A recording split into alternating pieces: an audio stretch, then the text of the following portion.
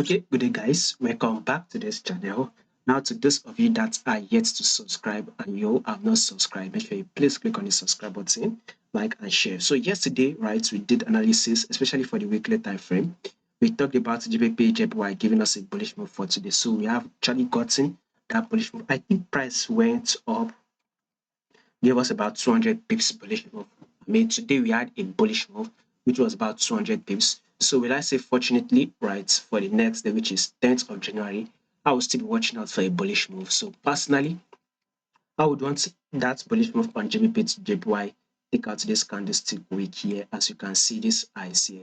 Possibly break it out, thereby a new ice needs to be formed. So GBP JPY, we are still on a bullish move, so watch out for it. You can also see it on the daily time frame that the price is also trading above this 10 period simple moving average. Previously, it was once trading below it, but now this price is trading above it, so I'm still watching out for that level. So this GBPJPY, for this level to take out this ice, this candlestick wick you can see here, that should be giving us about 160 plus pips, close to 200 pips. So for the next day, if we can also grab similar movements, if we can also grab about 150 pips also, I think that would be good. So this GBPJPY, we are still expecting more bullish move to be made.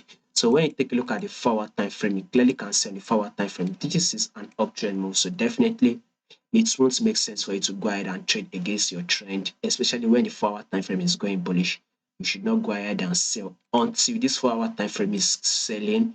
Maybe you see multiple breakout structure downward. Maybe then you can consider to sell. If not, or what you just want to look out for is actually to look for the best opportunity that you can spot to go ahead and take your buy. You can wait for this price to take out this ice before you take your buy on this GBP JPY.